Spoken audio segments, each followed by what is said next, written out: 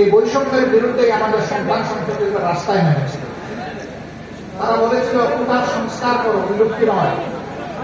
মুক্তিযোদ্ধা পরিবারকে আমরা সম্মান দেখাতে চাই, আরো কিছু পিছিয়ে পড়া গোষ্ঠীকে আমরা সম্মান দেখাতে চাই, কিন্তু সেটা হবে ন্যায্যতার ভিত্তিতে।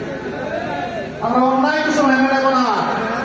18 সালের হিংসা করে আন্দোলনের পরে বললেন যা আর উঠাই রাখবো, আবার কায়দা করে আদালতের মাধ্যমে ফিরে নিয়ে আসবে।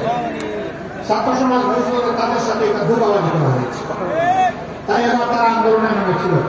তাদের ধারণা ছিল জামাতে ইসলামকে ক্ষতি করেছে, এদেশের সেনাবাহিনীর ক্ষতি করেছে, এদেশে হেফাজতে ইসলামের অসংখ্য মানুষকে, কুফফারকে, আইতামকে খুন করেছে, সবগুলো হজম করে ফেলেছে। এখন ছাত্রদেরকে হজম করতে পারবে। এই জন্য মুঘল বাহিনী আর গুলিয়ার বন্দুক দিয়ে তাদের বিরুদ্ধে আন্দোলন দমনের জন্য পাঠিয়েছিল। ক্ষমতার শেষ দিন পর্যন্ত জিজ্ঞেস করেছিল এই আন্দোলন কিভাবে দমন করতে হবে। বাহিনী প্রধানগণ জবাব দিয়েছিলেন কয়েক লক্ষ মানুষকে খুন না করলে এই আন্দোলন দমন করা যাবে না। বলেছিল কয়েক লক্ষ নয়, কোটিও যদি খুন করতে হবে তাও তোমরা এই আন্দোলন দমন করবে।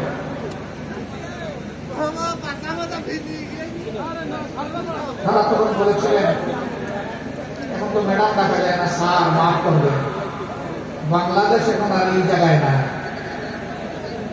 এখন এই 5-7 লক্ষ সেনাবাহিনী আর পুলিশ বাংলাদেশকে কন্ট্রোল করতে পারবে না।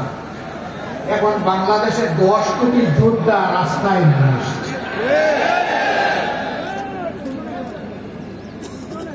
একজন মা তার 10 মাসের শিশুকে তুলে নিয়ে রাস্তায় এসেছিলেন।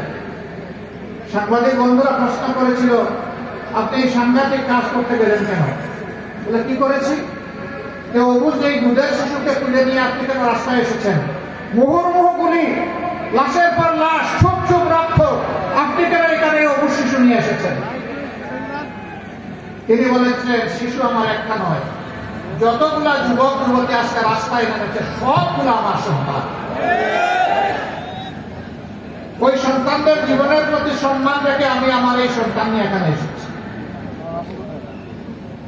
সাংবাদিক ভাইয়েরা আবার প্রশ্ন করেছে গুলি এসে যদি আপনাকে আর আপনার সন্তানের জীবন প্রদীপ নিভিয়ে দেয় তখন কি হবে? তিনি বলেছেন আমি আমার সন্তান শহীদের মিছিলে শহীদ হয়ে যাব। 7 বছরের একটা শিশু, সে হাতে পিঠের টুকরো নিয়ে পুলিশকে তেড়ে যাচ্ছে। যুবকরা তাকে ধরে এনে বলেছে এই তুমি এটা কি করছো? বলে যে আমাকে আমার কাজ করতে দিন। তুমি কি কাজে এখানে এসেছো? আমি আন্দোলন করতে এসেছি। কেন তুমি এই ছোট্ট শিশু আন্দোলন করবে? বলে যে পুলিশ আমার ভাইকে খুন করেছে। কে তোমার ভাইকে? বলে শহীদ আবু সাইদ আমার ভাই। তোমার বাড়ি কি রংপুর, পীরগঞ্জ? বলে না আমার বাড়ি ঢাকায়। তাহলে ও তোমার ভাই হয় কেমন? বলে যে ও আমার ভাই হবে না, করতে হবে। মানুষের মুক্তির জন্য রাস্তায় নেমে জীবন দিয়েছে সেই আমার ভাই। তুমি যাও আন্দোলন আমরা করবো। ঝাড়ি মারে বলে ছাড়েন নিয়ে আপনি ছাড়েন, আমি আমার আন্দোলন করি। দ্যাট ওয়াজ বাংলাদেশের, দ্যাট ওয়াজ মুভমেন্ট।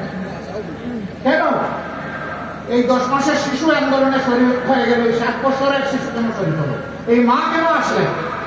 এর কারণ ছিল যে এরা শুধু বিরোধী দলের উপর, আলেম উলামার উপর নির্যাতন করে নাই, এরা আপনার মানুষের উপর নির্যাতন করেছে। 18 কোটি মানুষকে বেইজ্জত করেছে, তাদের সম্পদ লুণ্ঠন করেছে, সিন্ডিকেট করে বাজার মূল্যের অগ্নিমূল্য তারা চালু করে দিয়েছিল। যে সিন্ডিকেট এই সরকার এসে এখনো ভাঙতে পারে। আমরা জিজ্ঞেস করি যে আপনারা ভাঙতে পারেন না কেন? বলে যে আপনাদের দোষ। আমাদের কি দোষ? বলে যে সিন্ডিকেটের হাত বদল হয়েছে। আগে যাদের কাছে ছিল এখন আরেক দল এটা তাদের হাতে তুলে নিয়েছে। আমরা সরকারকে বলেছি এই সিন্ডিকেটের বিরুদ্ধে আপনাদেরকে যুদ্ধ ঘোষণা করতে হবে। এই সিন্ডিকেটের হাত আপনাদেরকে ভেঙে দিতে হবে। 18 কোটি মানুষের উপর আর অর্থনৈতিক শোষণ চালানো যাবে না। এই সিন্ডিকেটের বিরুদ্ধে আপনারা নামুন, আপনাদের সাথে 18 কোটি মানুষ নামবে। কেন দ্রব্যের এত মূল্য? উৎসস্থলে তো এত দাম পায় না আমার কৃষক। অনেক জায়গায় তার উৎপাদিত মূল্যের উৎপাদন খরচটা পর্যন্ত পায় না, অনেকে চাঁদাবাজি।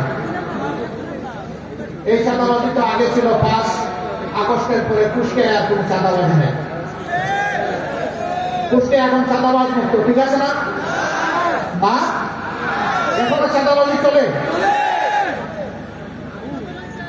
তাহলে এতগুলো মানুষের জীবনের প্রতি আমরা কি সম্মান দেখাবো?